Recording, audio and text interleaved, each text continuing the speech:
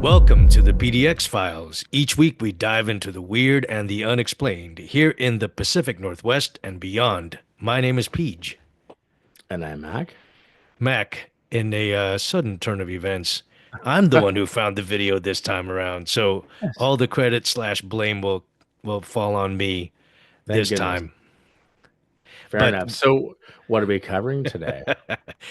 So kind of a little bit of a follow-up to our video from last week where we kind of stayed local in a way. We talked about ghost hunting 101 and referenced quite a few Portland or Oregon specific locations.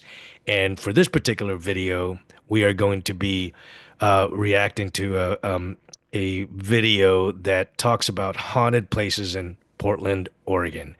So not necessarily the most haunted places in Portland, Oregon, and there are Right. spoiler alert, there are 5 locations that this video will speak to.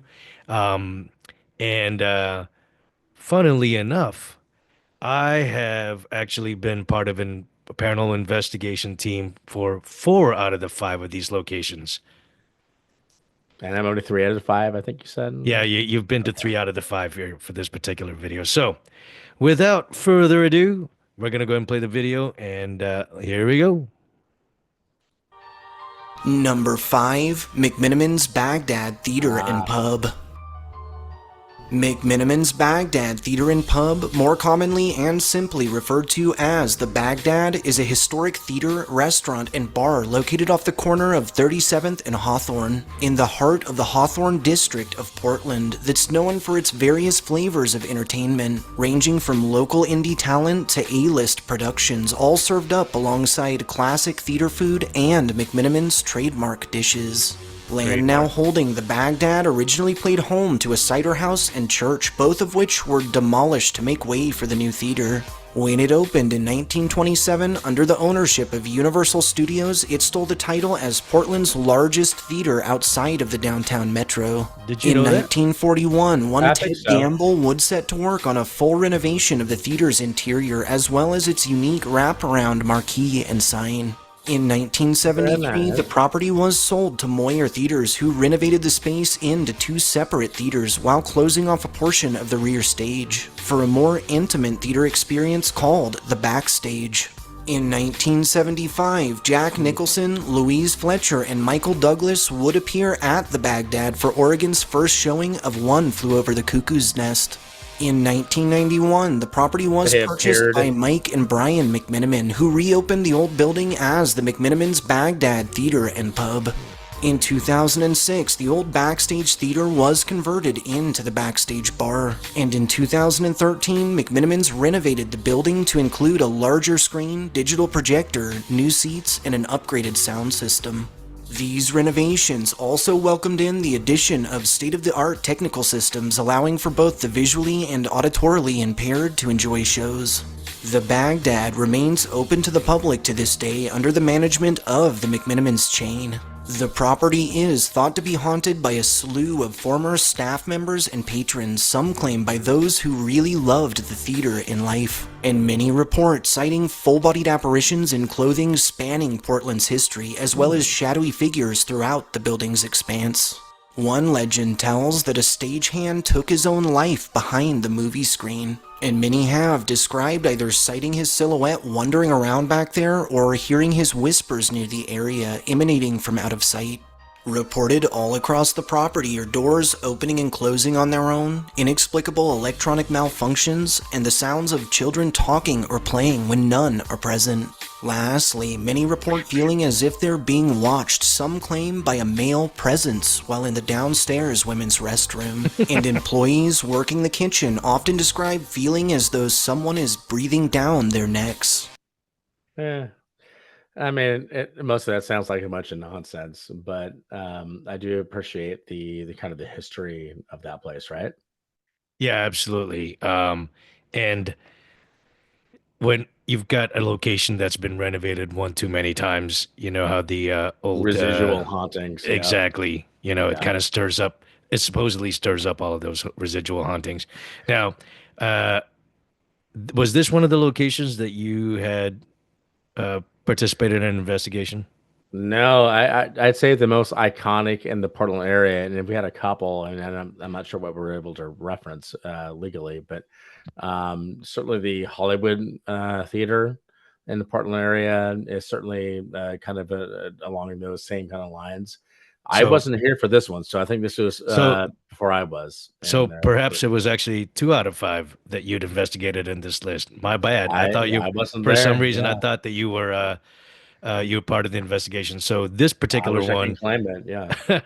I do recall for this particular one going backstage or behind the screen area because again that was one of the locations that was purportedly haunted and to be honest this was when we investigated it was a little bit more of a bust a the the it was they just closed the theater so it was fresh and there was still a lot of people that were kind of milling about and we didn't really have the opportunity to fully to investigate it while it was fully closed and so there There was wasn't a baseline. Yeah. so yeah we couldn't really establish baseline or at least it wasn't clean so it was more of a little bit of a novelty, and it's like it's still pretty creepy when you're going back, backstage there. But it's interesting that I did not realize that it was one of what is the biggest theaters at one time in the state. Pretty interesting. It is, and I mean, certainly that type of place looks more like if there is any kind of haunting, it might be a residual haunting rather than like an intelligent haunting. I don't think Yeah, anything really like negative has been associated with it, right? So, yeah,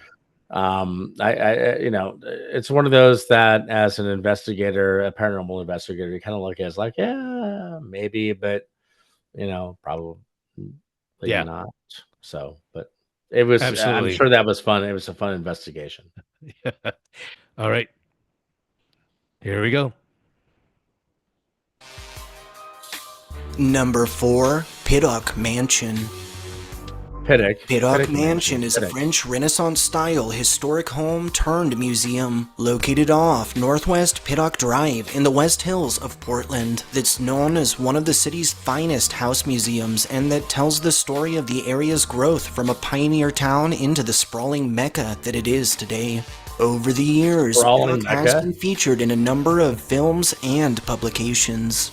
The mansion was originally constructed from 1901 to 1914 for the owner of the Oregonian, Henry Piddock, and his wife, Georgiana.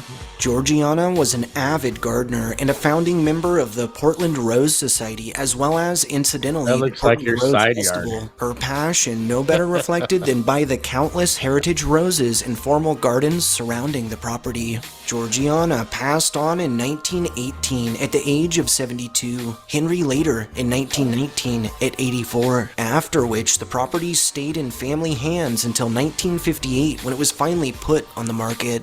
It sat without a buyer until 1962, when the brutal Columbus Day storm caused enough damage to the abode for it to actually be considered for demolition. Oh, wow. Before these considerations could manifest, however, the Portland community rallied together to preserve the prestigious property. After hearing their outcry in 1964, the city of Portland purchased the Outcry. property, setting to work on restorations that would take a whopping 15 months, before in 1965 opening it up to the public under direction of Portland Parks and Rec.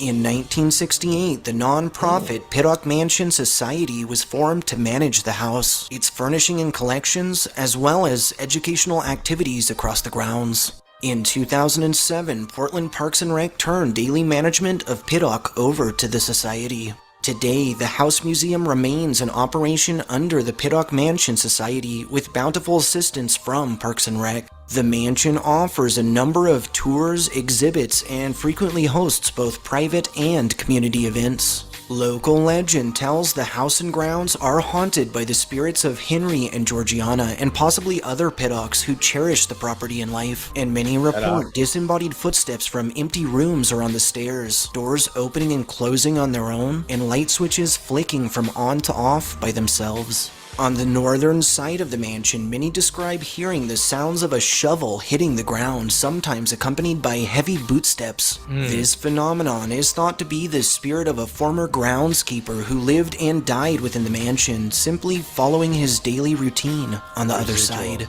reported all across the grounds are objects moving on their own or floating in midair, full-bodied apparitions in old-fashioned clothing, exceedingly high EMF levels, shadowy figures, and the constant feeling of being watched or followed. Lastly, on a number of occasions, guests and staff have reported rooms suddenly being filled with the pleasant aroma of old-timey rose-scented perfume, a suspected courtesy from Georgiana simply making her presence known. I've never met anybody. I've lived in Portland for most of my entire life. You've lived here for quite a while. I've never talked or interviewed anyone who's like ever experienced any of those things. But it's possible. It's definitely possible. I mean, I haven't gone up and done a full-on investigation, but you have. Not at this one. That was one of the ones you haven't done. So this Previous to was that, yes. this was the one out of the 5 that I did not that we did not get to investigate at all, or at least I did not get to investigate with any of the paranormal groups in town. It seems like a whole lot of nonsense, to be honest with you, to like tourist stuff. I mean, there could be very well some things going on there, but you know, again, I don't know if it's just the presentation of this particular video or just what we know from the area and you know, people who have actually visited. And I mean, I visited the place a couple times when I was a kid. Never felt like any kind of like. Of course, I'm not like a sensitive or anything like that, but I don't know. So I visited Pittock Mansion, and by the way, it's Pittock, not Pittock It's or all, Pittock. yeah, whatever that guy said. And Terrible. I visited at least once, and it was with a group of people. And to your point, I mean, I think the house itself, first of all, the house is beautiful, and I think, you know, for people who want to just visit it just for the sake of visiting, you know, it's definitely going to be a worthwhile venture, I feel. However, I, like you, I did not feel, you know, uneasy at all in the house. But again, you know, there was a lot of activity. I mean, there was like at least a group of 20 of us, plus the other random visitors who were there that day that we visited. And so, but I can imagine though, this being an old house and as old as it is, and with the history that it had, and then again, the freaking 15-month renovation that could stir up, you know, potentially stir up old spirits. It's highly possible, you know, to have at least one or two residual hauntings, and then maybe, you know, an intelligent haunting in that lady who goes around smelling like roses. Yeah, and that to me is not like a thing to be afraid of. Like you want to go to maybe a potentially haunted house, Yeah, and it's just experience like the love that they have for the place. And you know, I don't remember. I mean, I don't know. I'm not like a historian on the Portland area, and I've lived here for my entire life, mostly. Like the history of the Pittock Mansion, I don't think there's anything like negative that happened there. no, it does not have it does not have a negative There's connotation. no tragedy or anything like that, right? So. Right. If there's something that's there, it's something that's holding on to something positive, and if it is residual, it's probably a positive experience. And even the people who work there probably enjoyed working there. It probably was one of the few places in the Portland area that you know, the time that it was like actually lived in was probably not that bad. So I'd say, you know, go into the place with an open mind if you visit Portland, certainly. But I wouldn't say I wouldn't look for tragedy or anything like crazy. I think it's probably like if you experience anything, you're gonna smell like some roses or something like that. That's pretty goddamn good. Yeah, I mean, it's better than smelling like a dumpster. That's for sure. A dumpster fire, yes, indeed. Which is Portland, right now. Okay, here we go. Number 3, the Hollywood Theater. The Hollywood Theater, located off Sandy Boulevard in Northeast Portland, is a historic movie theater that acts as the central historical point of the Hollywood district, and that boasts its title as being one of the oldest operating theaters in the entire state of Oregon. The Hollywood originally opened its doors in 1926 as a venue for vaudeville and silent movies. It would become the only Cinerama theater in Oregon by 1961, and in 1975 would split into 3 auditoriums to form its current layout. The property was purchased in 1997 by the nonprofit Film Action Oregon, who set to work on a series of major repairs and a long list of renovations, including new They did. screens, sound systems, and a much-needed paint job. In 2011, Film Action Oregon dropped its moniker and adopted a much more symbiotic Hollywood theater as its title. In 2013, funds were raised and injected into a new marquee. In 2017, the Hollywood Theater opened a free micro-cinema at the Portland International Airport to hold travelers during particularly boring layovers. The same year, the theater purchased the popular Portland video store Movie Madness along with their collection of over 80,000 films. Today, the Hollywood Theater is owned and operated by a nonprofit organization by the same name, and currently screens first-run films, a wide range of classic cinema, and both independent and experimental projects. The property is said to be haunted by the spirits of former staff and patrons who, much like with our last theater, loved the site in life, and many visiting report a strange and inexplicable sensation, as though some supernatural energy is constantly passing through the area. As local legend has it, one spirit, Toby, has inhabited the theater since it first opened. He's said to be a friendly spirit and has been known to play small pranks on the living. Another spirit, that of an unknown middle-aged and well-dressed man, who some have dubbed Steve after spirit box sessions, has been encountered in the upstairs lobby. Many have theorized that Steve may have been a lifelong employee of the Hollywood who passed away due to illness, possibly in the building. Reported all throughout the theater are orbs visible to the naked eye, shadowy figures sighted darting about, and full-bodied apparitions in old-fashioned clothing. Strange, misty forms have been sighted floating through the halls, and many describe the ever-present and unnerving feeling of being watched, followed, or even brushed up against by something unseen. The ghosts of a man and woman have been sighted drifting near the main auditorium's back rows, and a number of informal investigations across the premises have yielded both high EMFs and disturbing EVPs. Also reported throughout the area are extreme cold spots, disembodied footsteps, voices from empty rooms, and sinister giggles emanating from thin air. Lastly, a pretty blonde apparition thought to be the restless spirit of a woman waiting on her husband, not aware that he died in a car accident en route, has been caught smoking cigarettes in the hallway and has been known to vanish shortly after being noticed. I would have thought she's like, I just dodged a bullet there, but I don't know. I mean, we've definitely been to this location. We did an actual investigation of full. We certainly did. We certainly did, and it was closed during the time that we investigated. Exactly. And the thing that kind of disappointed me the most is that the guy mentioned a spirit box. I mean, it's bullshit. Let's just say straight out, that's bullshit. And anybody who believes in a spirit box, I'm sorry for you. It's bullshit. It doesn't mean anything. You're just hearing what you want to hear at that point. It's like, rolling dice. That's like a 20-sided die. I'm gonna get this. It's nothing that I particularly give any credence to. Maybe some of the stuff in there, it could be potentially a place where there's some things going on. I mean, I don't know. I never felt weird there when we investigated the place. The dude mentioned some EVPs. I would have liked them to have expanded upon that, because we listened to hours of footage and trying to come up with something that was an EVP, and nothing happened.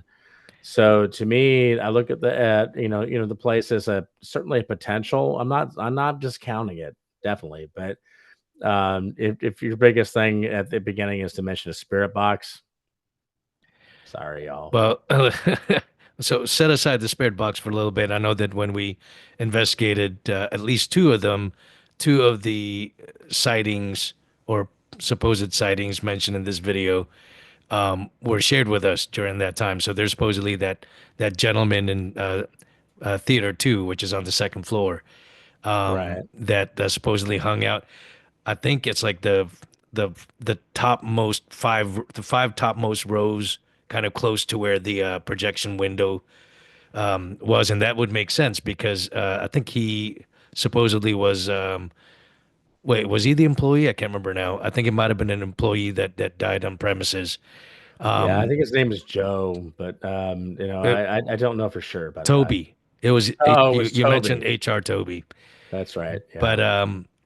and then the young couple that's kind of in the main theater towards the front of the theater. That was mentioned during the time that we investigated. But to your point, our investigation yielded nothing. It was a zilch kind of thing. I mean, we were kind of joking, I feel, during And that it night. doesn't mean that nothing is going on. Yeah, they were off. Definitely. We don't want to. We don't. You don't want to say. I mean, we both don't want to say that there's nothing going on. But I think you've been in enough places and kind of looked at things and to sort of suggest that if there was a residual haunting, we may have picked that up. We didn't pick that up. Some of the Yeah, other claims, I don't know. It just didn't feel to me like that place is like nothing bad has happened there, or great to that matter. To like you can say that there's just like something that's there, but I could be wrong. I actually hope I'm wrong. I'd rather see that happen. I remember also as part of that investigation, I think we all took turns, or some of us took turns going into the behind the projection room where all the reels of film. Right. Did you do a stint in there in No, that I remember section? that. Yeah, I remember Yeah. that actually. Yeah, I mean, we kind of sort of took turns, and Yeah.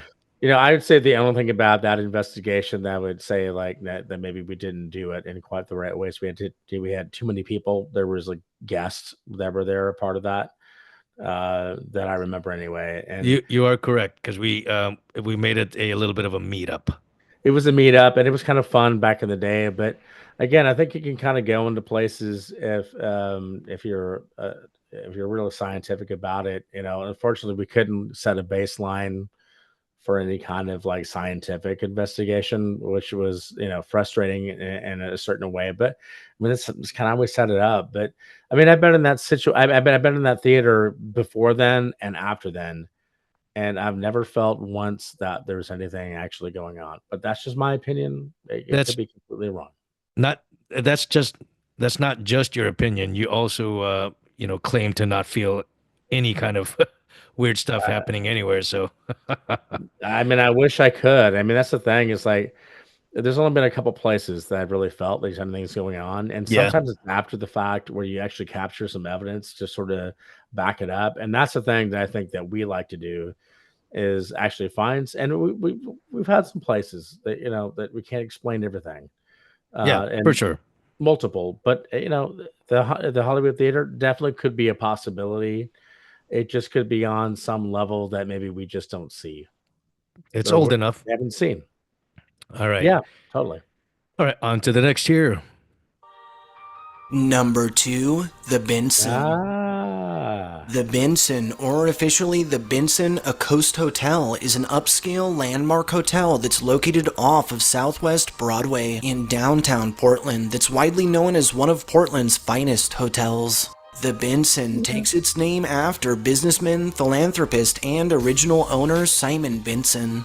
The I thought it was hotel Spencer first from the opened its TV show. doors in Okay. 1913 under Benson, Nope. but as an annex to the adjacent Oregon Hotel. Called the New Oregon Hotel, its design was largely inspired by the Blackstone out of Chicago. Just 16 months after its opening, Benson would take over full control, changing the structure's name to the Benson Hotel. In 1919, the hotel was sold to William Boyd and Robert Keller, who managed full operations until 1944, when they sold it to Seattle-based Western Hotels. In 1959, the Oregon Hotel building was demolished in order to make way for a project that would double the Benson's capacity while adding both restaurant and event space.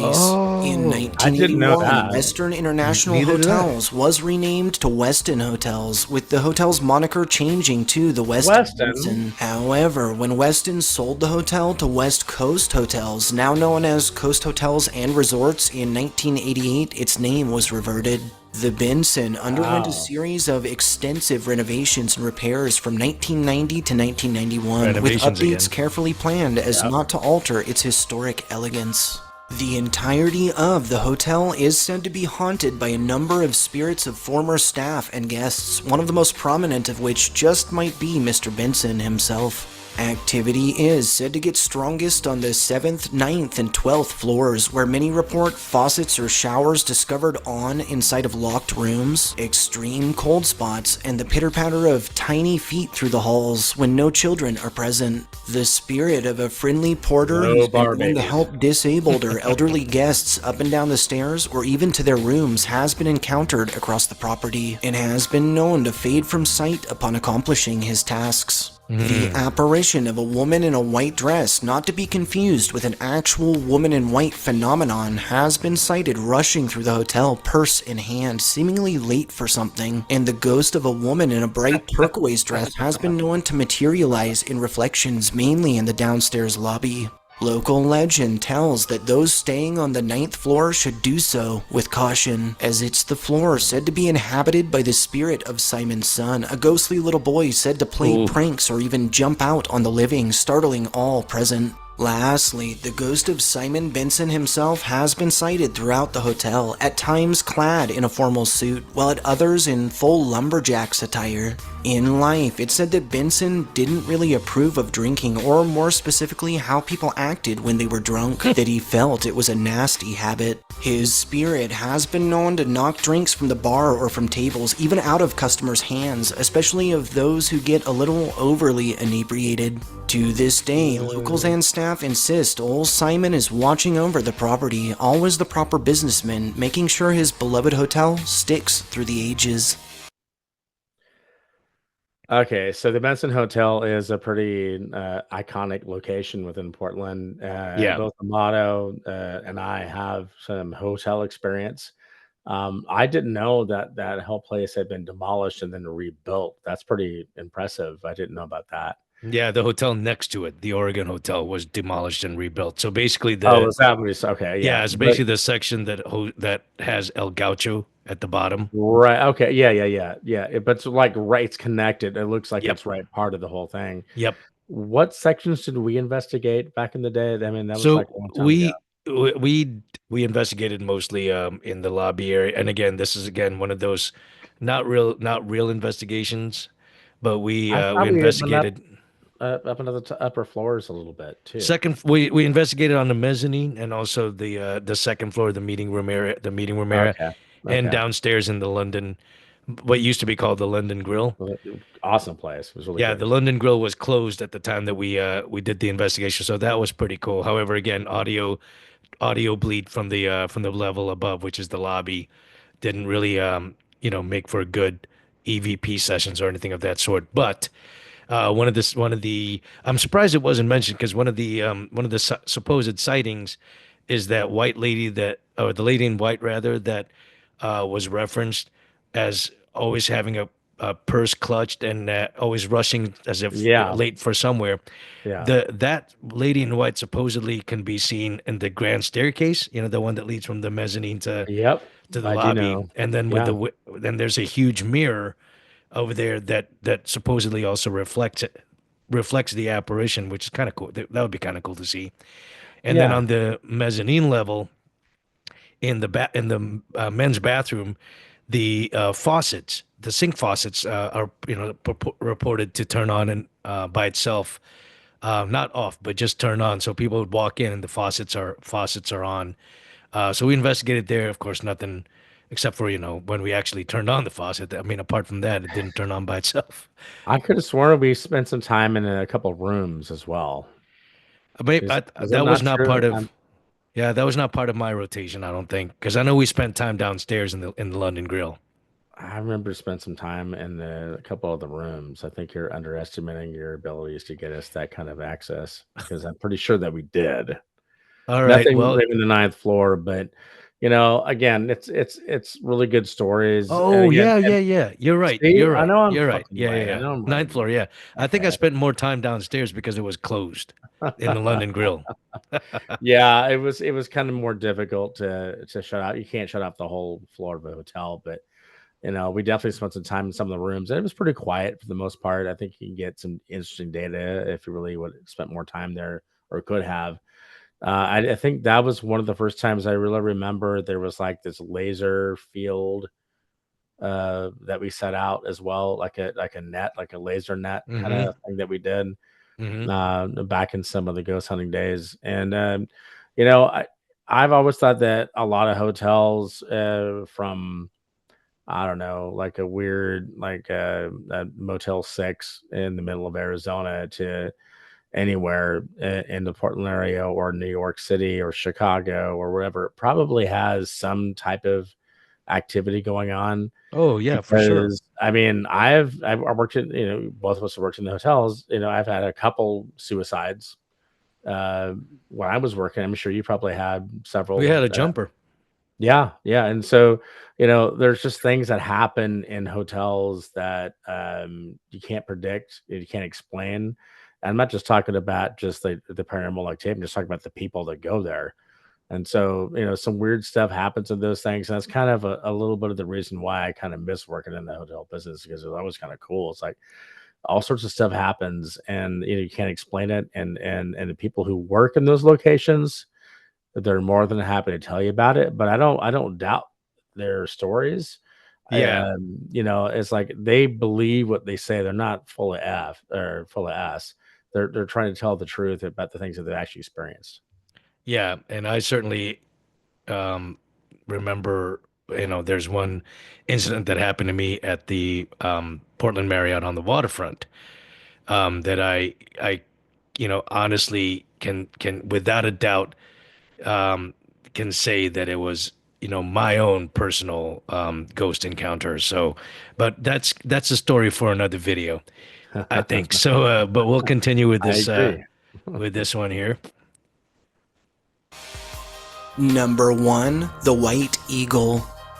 The Nah, White okay, Eagle, maybe. or officially McMiniman's White Eagle Saloon and Hotel, is another It's a beautiful impressive place. McMiniman's hotel, restaurant, and bar located off of North Russell Street in the historic Albina district of the North Portland Elliott neighborhood. That's based out of the historic Hersko Brothers building, and that takes its name from the White Eagle on the Polish coat of arms. Oh, Originally known as I the didn't B. know that. Sobolewski and Me neither. Company Saloon and operated by one Barney Sobolewski and partner William Hersko, the first business here was initially established in 1905 in an earlier wooden structure from the 1880s. William's younger brother Joseph worked at the saloon as the bartender and lived in one of the upstairs rooms.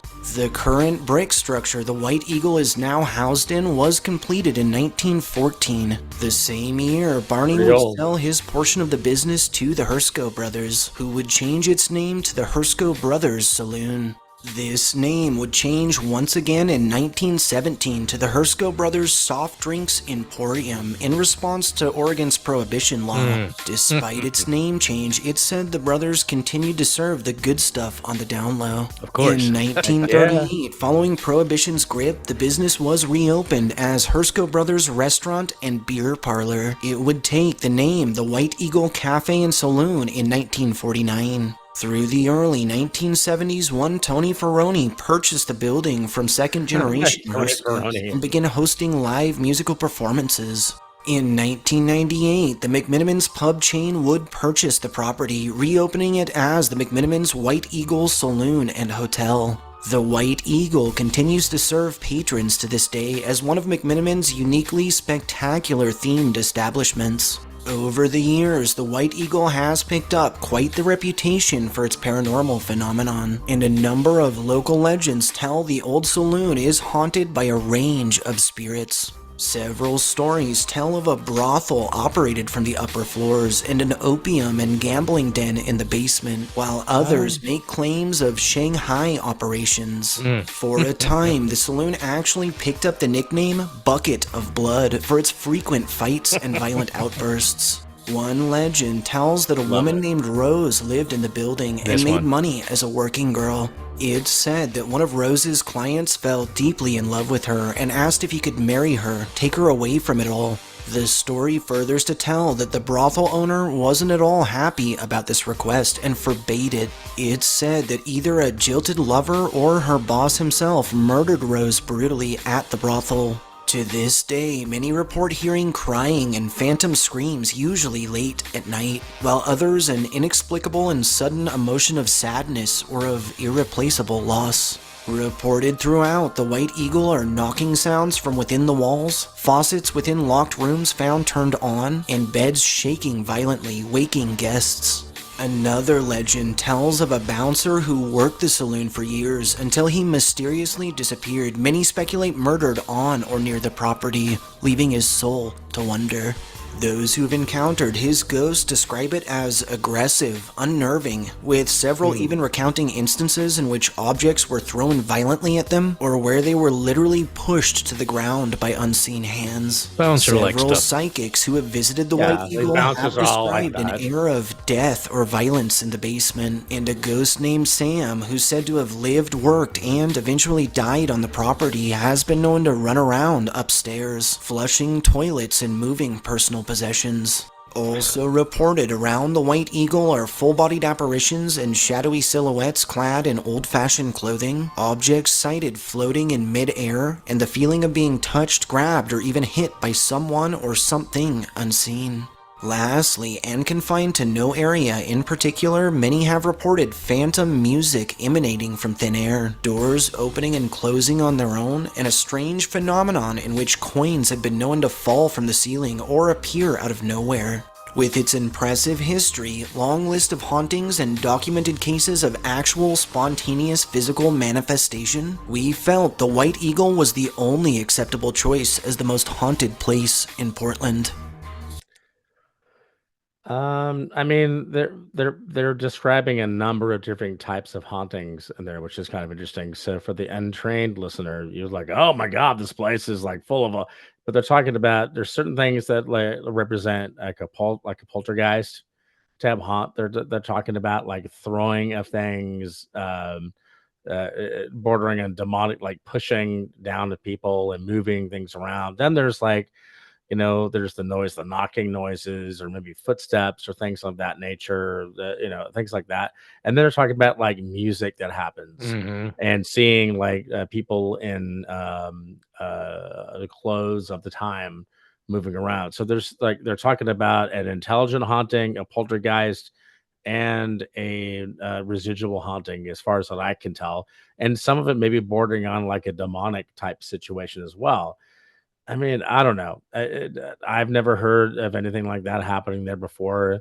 That sounds pretty out there. It's possible. I wasn't on that. I think you actually investigated that I place. did investigate it with a previous with a group that was prior to the one that you joined, and that was also it was an investigation while the building was open. So again, it was a little bit more of a meetup type of situation with that small crew at the time. I think there was only five of us, Yeah, and the story of Rose, that brothel, the brothel maid.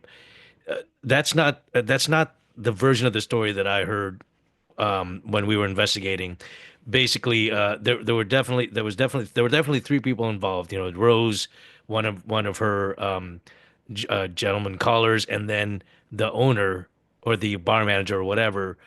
The story that I heard was that yes, that the bar manager or whoever murdered both Rose and the gentleman caller and then committed suicide. So it was actually a triple murder suicide, and that all happened in room number five, on the upstairs on the second floor. yeah, So naturally, that was the room that the organizer for the paranormal investigation group rented actually for that evening, and we investigated. I think it was like from like 9 p.m. until midnight. The bar was still open. There was actually live music playing downstairs. And so in terms of like EVP or anything of that sort, there was no, couldn't couldn't do couldn't it. do Yeah, that. But while we were in room five, actually we investigated two rooms, room two and room five. Room five was the one that, again, where the triple murder suicide supposedly took place, and then room two, the claims for room two involved. First of all, these McMinimans hotels are historic, and the rooms are tiny and lots of old, historic value there. Yeah, and very yeah, old. And the closet, I mean, the room itself is like tiny, and again, and so in room two, supposedly, and the closet door will open and close on its own.